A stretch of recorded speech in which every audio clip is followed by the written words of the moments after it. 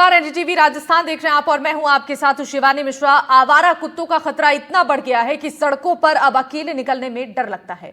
आपको ये जानकर हैरानी होगी और आप चौंक जाएंगे कि सिर्फ एक दिन के अंदर स्ट्रीट डॉग्स अटैक के 3 जगहों से मामले सामने आए। कोटा में एक मासूम बच्चे को कई डॉग्स ने घेर कर नोचा। इस तस्वीर को जिसने भी देखा उसका कलेजा कांप उठा। दूसरा मामला भरतपुर में है, जहां पर 8 लोगों पर आवारा कुत्तों ने हमला किया है, जबकि तीसरा मामला उदयपुर से सामने आया, जहां पर एक शख्स को कई डॉग्स ने घेर कर नोचा। यह व्यक्ति भागने की कोशिश करता रहा, लेकिन आवारा कुत्तों के झुंड ने हमला करना नहीं छोड़ा। सवाल यह है कि आखिर आवारा कुत्ते इतना आक्रामक क्यों हो रहे हैं? आखिर एजेंसियां क्या कर रही हैं, जिन पर स्ट्रीट डॉग्स की नसबंदी से लेकर कंट्रोल करने तक की जिम्मेदारी है? आखिर लोगों को किसके भरोसे पर छोड़ दिया गया है? आज इसी विषय पर चर्चा होगी। हमारे साथ कुछ खास मेहमान भी जुड़ेंगे, उनसे हम जानेंगे इन सवालों को के जवाब को। लेकिन उससे पहले जो ये तस्वीर आप देख रही हैं, भरतपुर, कोटा, उदयपुर, इन जगहों से पिछले 24 घंटे के अंदर ये मामले सामने आए हैं, जहां पर बच्चों से लेकर युवा वर्ग के लोगों पर कुत्तों ने हमला किया है। कोटा में 4 फीट तक बच्चे को कुत्तों ने घसीटा है। भरतपुर में 8 लोगों पर हमला हुआ है। ये 3 अलग अलग तस्वीर आप अपनी टीवी स्क्रीन पर देख रही हैं, जहां कोटा, भरतपुर और उदयपुर में कुत्तों का आतंक देखने को मिला है। इस आतंक की देखिए सीसीटीवी फुटेज भी सामने आई है, जिसमें आप देख पा रहे होंगे एक मासूम पर 3 से 4 स्ट्रीट डॉग्स ने हमला करना शुरू किया और बच्चे को 4 फीट तक घसीटते रहे। बच्चा चिल्लाता रहा, तड़पता रहा और इसका ये फुटेज सामने आया है। इसके अलावा भी आपको बता दें कि उदयपुर में एक शख्स को कुत्तों ने नोचा है। तो कई जगहों से ऐसी तस्वीरें सामने आ रही हैं। सवाल ये है कि जो संबंधित जिम्मेदारी वाले लोग हैं वो इस पर एक्शन क्यों नहीं ले रहे हैं? जिन लोगों पर स्ट्रीट डॉग्स की नसबंदी से लेकर कंट्रोल और जिम्मेदारी के को लेकर सवाल हैं, वो आखिर जवाबदेही क्यों नहीं दे रहे हैं? आखिर लोगों को किसके भरोसे पर छोड़ दिया गया है? चूंकि अब लोगों का घरों से बाहर निकलना मुश्किल हो रहा है। जब भी लोग सड़कों पर निकल रहे हैं तो एक खौफ सभी के मन में कि कब उनके ऊपर इन कुत्तों का हमला हो जाए, कब वो इसके शिकार बन जाएं, इसकी चिंता लोगों को है। छोटे बच्चों को घरों से बाहर परिजन नहीं निकलने दे रहे हैं, चूंकि मामले लगातार अब बढ़ते जा रहे हैं।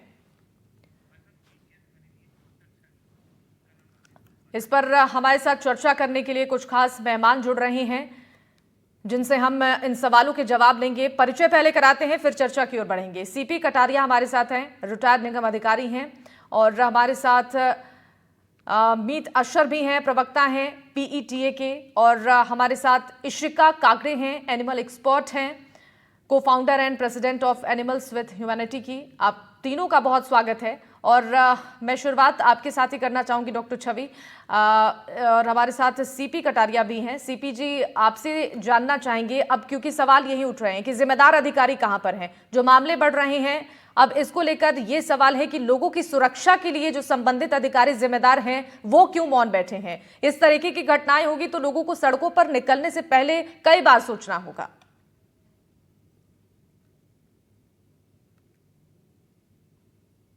कुत्तों पर नियंत्रण करने की जिम्मेदारी नगरपालिका और नगर निगम की होती है जी, लेकिन कोई अधिकारी दूसरे कार्यों के अंदर इतने व्यस्त होता है कि इधर कोई ध्यान नहीं देता। और इसके लिए अलग से अधिकतर नगर निगमों में किसी अधिकारी को भी काम सौंपा हुआ नहीं है। इसीलिए इसलिए कुत्तों की संख्या निरंतर बढ़ रही है, और निरंतर बढ़ने से ये प्रॉब्लम हो रही है। इसकी संख्या को नियंत्रण करने के लिए टीकाकरण और नसबंदी एबीसी कार्यक्रम चलाया जाना है। और केंद्र सरकार ने भी 2023 में एक अधिसूचना जारी की है, जिसके अंदर ये सारी जिम्मेदारी शहरी निकायों की मानी है। लेकिन शहरी निकाय इस ओर ध्यान नहीं देते, और इसके अंदर कुत्तों के ठीक है सर, लौटूंगी आपके पास। अधिकारी इस ओर ध्यान नहीं देते हैं। हाँ, क्योंकि उनको इससे कोई प्रॉब्लम होती नहीं, उन्हें सही कहा कुत्ते आपने। पकड़ने का कार्यक्रम चलाया जा रहा है। बिल्कुल सही कहा आपने। लौटूंगी सर आपके पास। मीत अशर जी, आपसे ये समझना चाहेंगे, देखिए अभी जिस तरीके से मामले बढ़े हैं राजस्थान में, देश भर के अलग अलग राज्यों से ऐसे मामले सामने आते हैं कि इन स्ट्रीट डॉग्स की वजह से काफी लोगों को जानें भी गंवानी पड़ी हैं। अभी फिलहाल जो समस्या बढ़ रही है, इस पर नियंत्रण कितना जरूरी है? इसको सीरियसली अगर नहीं लिया जाता है तो लोगों की मुश्किलें आगे बढ़ जाएंगी। घरों से बाहर निकलने में लोग अब काफी परेशान हो रहे हैं। छोटे बच्चे सबसे ज्यादा इसके शिकार हो रहे हैं। विजुअल्स आप चला रहे हैं, बहुत ही दुखद है ये। हम्म लेकिन मैं ये भी बता दूं कि dogs जो हैं उनका नेचर फ्रेंडली होता है। हम्म प्रॉब्लम तब आती है जब हम उनकी नसबंदी नहीं करते, उनका टीकाकरण नहीं करते हैं। हम्म भारत सरकार ने 2001 में एनिमल बर्थ कंट्रोल रूल्स यानी कि कुत्तों की नसबंदी कराने के प्रोग्राम का रूल बनाया था। आज हम 24 साल हो चुके हैं इस रूल्स को बनकर, हम्म लेकिन आज भी कुत्तों की नसबंदी 100% नहीं हुई है। हम्म अगर ये नियम का सीरियसली पालन किया गया होता नगर निगम, नगर पालिका द्वारा, तो आज शायद ही कुछ कुत्ते रास्ते पे हमें दिखते। एक ही तरीका है इनका पॉपुलेशन कंट्रोल करने का, वो है नसबंदी और वैक्सीनेशन। कुत्तों को खाना खिलाने से उनको फ्रेंडली बनाया जा सकता है ताकि उनको पकड़ने में आसानी हो। काफी बार आप देखेंगे जब नगर जी निगम जाती है कुत्तों को पकड़ने के लिए, तो जो गाड़ी की स्मेल से कुत्ते चले जाते हैं, वहां से भाग जाते हैं, नगर निगम उनको पकड़ नहीं पाती है। जी तो जो लोग कुत्तों को खाना खिलाते हैं, जिनको हम फीडर कहते हैं, वो फीडर्स का काफी इंपॉर्टेंट रोल होता है इसमें, ताकि वो कुत्तों को एक तो फ्रेंडली बना सके इंसानों के प्रति, और सेकंड ये कुत्तों को पकड़ के देते हैं नगर निगम को ताकि उनकी नसबंदी हो सके और उनका सालाना टीकाकरण किया जा सके। तो दो इंपॉर्टेंट चीजें हैं इसमें, नगर निगम का जो रोल है और जो फीडर्स का रोल है। जो लोग कुत्तों को खाना खिलाते हैं वो प्रॉब्लम बढ़ा नहीं रहे, इनफैक्ट प्रॉब्लम कम कर रहे हैं, ताकि ये लोग जो डॉग्स हैं लोगों से फ्रेंडली हो सके, इनकी नसबंदी की जा सके। कोटा का अगर आपको एग्जांपल दूं, तो केवल कोटा साउथ द्वारा पूरा कोटा शहर में नसबंदी का प्रोग्राम चलाया जा रहा है। कोटा इतना बड़ा शहर है, हर वार्ड में एक एबीसी सेंटर होना जरूरी है। बिल्कुल। एक सेंटर अगर इतने पूरे शहर के लिए होगा तो कुत्तों की नसबंदी तो फिर 10 साल में भी पूरी नहीं हो पाएगी। तो जिस लेवल पे ये कार्यक्रम की आवश्यकता है उस लेवल पे ये हो नहीं रहा है।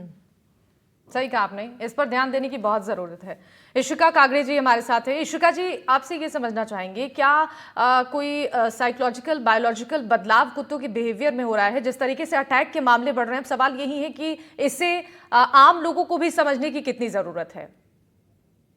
कि जैसा कि आशा जी ने बताया कि डॉग्स काफी फ्रेंडली क्रिएचर्स होते हैं, काफी फ्रेंडली बीइंग्स होते हैं। जब तक उनको सामने से कोई नेगेटिवली अप्रोच नहीं करता है तब तक वो नेगेटिवली रिएक्ट नहीं करते हैं। तो मेरा ये मानना है कि जितनी हम ग्राउंड लेवल पे अवेयरनेस लाएंगे, अब जैसे हम ग्राउंड लेवल पे लोगों को बताएंगे कि एनिमल्स के साथ कैसे कोएग्जिस्ट किया जाता है, तो शायद उससे हम लोगों को ये समझा पाएंगे कि डॉग्स काफी कॉम्प्लिकेटेड क्रिएचर्स नहीं है, उनके साथ काफी इजीली कोएग्जिस्ट किया जा सकता है। उन्हें अगर हम रेगुलरली फीड कराएं, जैसे एबीसी रूल्स के अंडर ये मैंडेट है कि फीडिंग पॉइंट्स होना चाहिए। आज के टाइम पे अगर मैं किसी भी आम नागरिक के पास जाके ये पूछूंगी कि क्या आपको इस बारे में जानकारी है, तो आधे से ज्यादा लोगों को इस बारे में कोई जानकारी नहीं रहती है कि फीडिंग पॉइंट्स होने चाहिए डॉग्स के लिए, उनको रिलोकेट नहीं कराना चाहिए, क्योंकि लोगों के दिमाग में सबसे पहली चीज ये आती है कि अगर कुत्ते परेशान कर रहे हैं तो उन्हें उठाया जाए इस जगह से और दूसरी जगह छोड़ दिया जाए। पर वो ये नहीं समझते हैं कि इससे और ज्यादा परेशानी बनती है और डॉग्स के लिए भी साइकोलॉजिकली बहुत ज्यादा इफेक्ट पड़ता है, वो और परेशान हो जाते हैं, जिसके कारण और ऐसे केसेस बढ़ सकते हैं। बिल्कुल सही कहा आपने। कटारिया साहब, आपसे ये समझना चाहेंगे, अभी जो मामले बढ़ रहे हैं, अब सवाल यही उठ रहा है कि क्या संसाधनों की कमी है या बजट का कोई इशू आ रहा है, नियमों की पालना नहीं हो रही है, कहां पर दिक्कतें हो रही हैं जिससे अब लोग इसका शिकार हो रहे हैं? इसके अंदर दो कारण, एक तो क्या फंड की कमी, अलग से स्पेस के लिए कोई स्पेसिफाइड फंड रहता नहीं है, और एक नशेबंदी पे 1200 से 1500 रुपए का खर्चा आता है। और अजमेर जैसे शहर के अंदर करीब 20,000 से ज्यादा कुत्ते हैं। पहले मैं अपना एग्जांपल बताता हूँ, मेरे पास स्वास्थ्य अधिकारी का चार्ज था अजमेर का, जब हमने नसबंदी कराई थी, करीब 8,000 की नसबंदी करवाई थी। उसके अंदर बोर्ड के अंदर जो प्रस्ताव गया तो उन्होंने फिलहाल रोक दिया। तो उसके बाद वो नसबंदी कार्यक्रम बंद, और एक बार नसबंदी का कार्यक्रम टूट जाता है ना, तो फिर उसके बाद वापस नए सिरे से ही करना पड़ता है। एक तो फंड्स की कमी, और दूसरा क्या, किसी का कोई इंटरेस्ट नहीं रहता, क्योंकि सरकार को कोई आंकड़े भेजने नहीं, सरकार कोई प्रोग्रेस मांगती नहीं है, तो इसलिए कोई इंटरेस्ट लेता नहीं। और जो स्वास्थ्य अधिकारी लगता है उसके पास शहर की सफाई का काम होता है, इसलिए वो उधर से इस कार्य पर बिल्कुल ध्यान नहीं दे सकता। दूसरा क्या कि नसबंदी कराने के बाद जहाँ से डॉग उठाया है उसी जगह पे वापस उस डॉग को छोड़ना पड़ेगा। और उसके जब नसबंदी के बाद 3 दिन का जो खर्चा होता है उसके खाने का, खुराक का, वो भी शहरी निकायों को ही देना पड़ता है। जी। इसलिए क्या कि नसबंदी और छोटी म्यूनिसिपैलिटियों में तो ये भी संभव नहीं होता, वहाँ ऐसा कार्यक्रम या संस्था चलाने लायक नहीं होती। और इसके अलावा बड़ा कारण अब क्या है कि 2023 में जब केंद्र सरकार ने अधिसूचना जारी कर दी, उसके अंदर उन्होंने ये कर दिया कि उसी संस्था से नसबंदी के लिए अनुमति किया जाएगा जी, जी।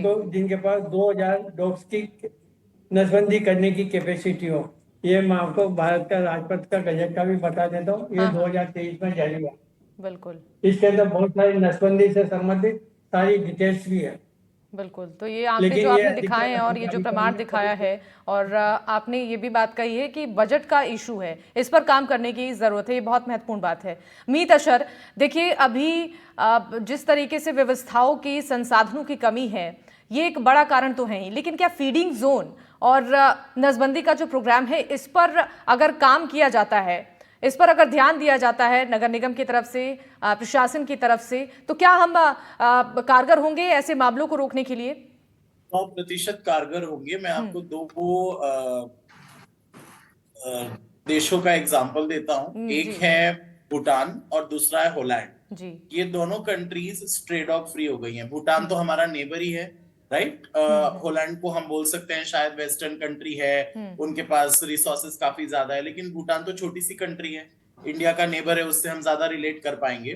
Bhutan completely stray dog free बना। कैसे बना? कुत्तों की नसबंदी करना, जी। जो कुत्तों की खरीद बिक्री है उस पर पूरा बैन लगा दिया। अगर हाँ। किसी को कुत्ता पालना है, अगर आपको कुत्ता पालना है तो आप शेल्टर से अडॉप्ट करेंगे, ये वहां पे नियम बन गया, ताकि जो बेघर पशु हैं उनको घर मिल सके, रास्ते से पशुओं की तादाद जो है वो कम की जा सके, क्योंकि काफी सारे एनिमल्स है जो शेल्टर्स में ही है, कोई उनको नहीं अडॉप्ट करना चाहता है, सारे लोग पेडिग्री ब्रीड कुत्ते चाहते हैं। तो जब जी। हम कोई एक ब्रीड का कुत्ता खरीद के लेकर आते हैं तो हम ये जो रास्ते के कुत्तों की जो आबादी है, उसकी प्रॉब्लम है, उसको बढ़ाते हैं, क्योंकि यही जो घर है आपका, ये एक स्ट्रीट डॉग के लिए घर हो सकता था, एक कुत्ता रास्ते पे कम होता। अगर ठीक इस है। तरीके से जितने भी डॉग लवर हैं वो अगर स्ट्रीट डॉग्स को या शेल्टर में जो डॉग्स हैं उनको अडॉप्ट करें तो ये प्रॉब्लम की काफी ये समस्या बहुत इंपॉर्टेंट की पॉइंट जा है जो सकती आपने बताया, बहुत इंपॉर्टेंट पॉइंट है। इस पर भी अगर लोग ध्यान देते हैं तो इन समस्याओं का समाधान हो सकता है। हमारे साथ डॉक्टर छवि गुप्ता जुड़ गई हैं, संक्रमण रोग विशेषज्ञ हैं,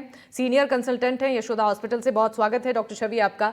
डॉक्टर छवि, आपसे ये जानना चाहेंगे, देखिए जिस तरीके से कुत्तों के आक्रमण की खबरें बढ़ रही हैं, कई लोगों की जानें जा चुकी हैं, ऐसे में अब लोगों को जागरूक होने की कितनी जरूरत है, क्योंकि अपनी सेफ्टी भी जरूरी है खुद देखना।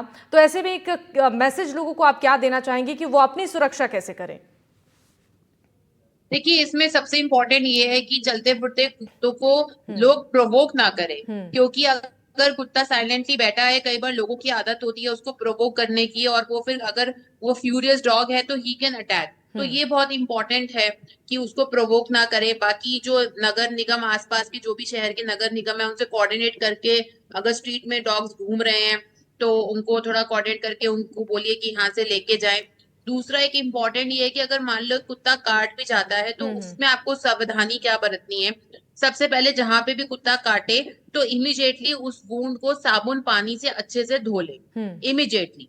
ठीक है, उसके बाद अपने नजदीकी या सरकारी अस्पताल या किसी भी हॉस्पिटल की इमरजेंसी में जाके कुत्तों के रेबीज के जो टीके होते हैं वो अवश्य लगाएं, क्योंकि रेबीज जो बीमारी कुत्तों के काटने से कई बार होती है वो 100% फेटल है। अगर उसके आपने वैक्सीन नहीं लगाए तो उसका बचाव का कोई इलाज नहीं है, और समय रहते आपने वैक्सीन लगवा लिया उसका टीका तो इससे बचाव मुमकिन है। तो इम्पोर्टेंट यही रहता है कि कुत्तों को प्रोवोक ना करें, नगर निगम से बात करें, और फिर अगर आपको लगता है कि कोई कुत्ता आपके एरिया में बहुत ज्यादा मर रहे हैं तो उसको भी एस्केलेट करें वेटरिनरी डॉक्टर्स को कि उनमें कोई बीमारी तो नहीं आ गई है, या रेबीज जैसी ऐसी कोई बीमारी तो नहीं आ गई है।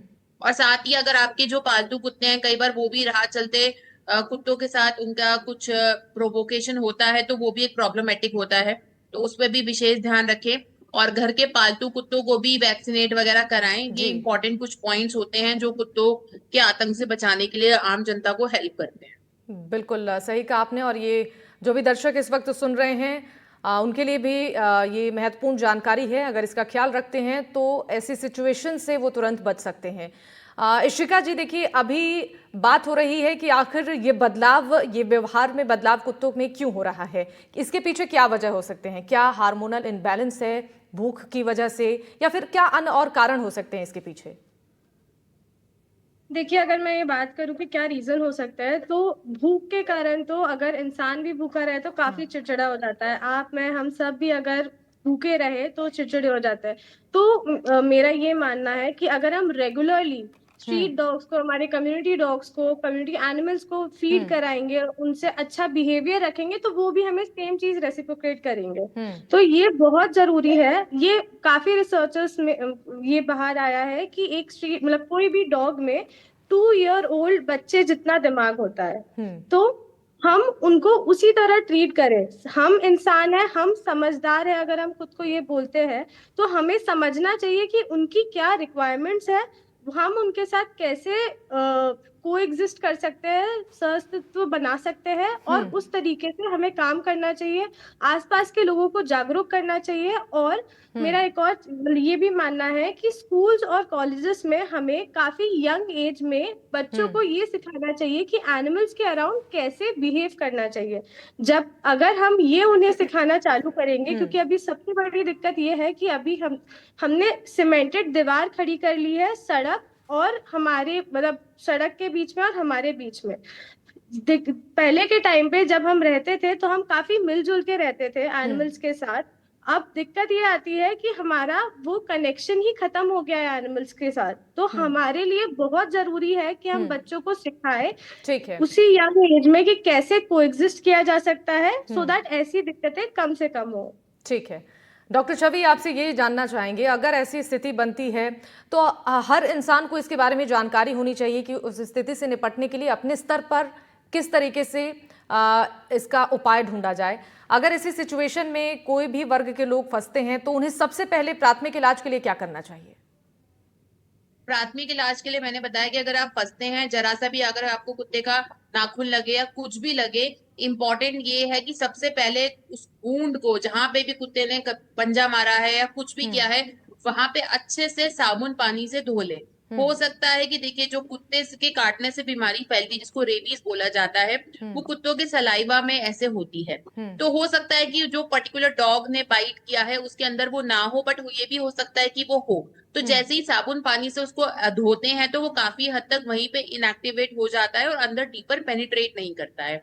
उसके बाद जो रेबीज के टीके हैं वो हर सरकारी अस्पताल में फ्री ऑफ कॉस्ट अवेलेबल है। अगर प्राइवेट में भी कॉस्ट से अवेलेबल है तो उसको इमीडिएटली लगाएं। अब ये इंपॉर्टेंट बात मैं आपको ये बताना चाहूंगी कि इसमें घाव पे डिपेंड करता है कि कैसे उसका डोजिंग का रेजिमेंट बनेगा। अगर घाव सिंपल है तो उसमें टीके की आवश्यकता है या नहीं। अगर मान लीजिए कोई खून नहीं आता है, सिंपल एक लिक हुआ है जिसमें कोई ब्रीच ऑफ स्किन नहीं हुआ है, तो कई बार उस केसेस में टीकों की जरूरत नहीं होती है। लेकिन कहीं डीप बाइट है, कहीं पे भी खून आया है, तो ऐसे केसेस में टीकों की बहुत आवश्यकता होती है। और जो मोस्ट इंपॉर्टेंट होता है कैटेगरी 3। कैटेगरी 3 बाइट में टीके के साथ, रेबीज के टीके के अलावा एक रेबीज इम्यूनोग्लोबुलिन होता है। वो बहुत एसेंशियल होता है कि वो इमिडिएटली ले लिया जाए, बिकॉज वो इम्यूनोग्लोबुलिन वायरस को इनएक्टिवेट करता है, रेबीज वायरस को। अब ये जो कैटेगरी 3 बाइट्स होती हैं, ये क्या होती हैं? ये बहुत ही डीपर बाइट होती है जिसमें काफी लार्ज वुंड होता है, जिसमें खून काफी आता है, या तो कई बार फेस वगैरह पे ऐसी कोई बाइट होती है, तो ये कैटेगरी 3 बाइट में आता है। और कुत्तों के अलावा कैटेगरी 3 बाइट में आपके वाइल्ड एनिमल्स यानी कि मंकी या फिर बैट्स, चमगादड़ वगैरह की जो बाइट्स होती हैं वो भी कैटेगरी 3 बाइट्स होती हैं। तो बाइट क्लासिफिकेशन के हिसाब से आपके डॉक्टर्स आपको बताएंगे कि क्या करना है, बट इससे घबराएं नहीं। इमीडिएटली कहीं निकट वाले अस्पताल में जाके इसका इलाज सब अवश्य ले। कई बार ये कहा जाता है कि आप जो गली के कुत्ते होते हैं जिनको हम ऑब्जर्व कर सकते हैं, उनको ऑब्जर्व करते रहें। अगर वो 10 डेज के अंदर भीतर उनकी मौत हो जाती है कुत्तों की, तो अनिवार्य रूप से कहा जाता है कि वो रेबीज की वजह से ही हुई है।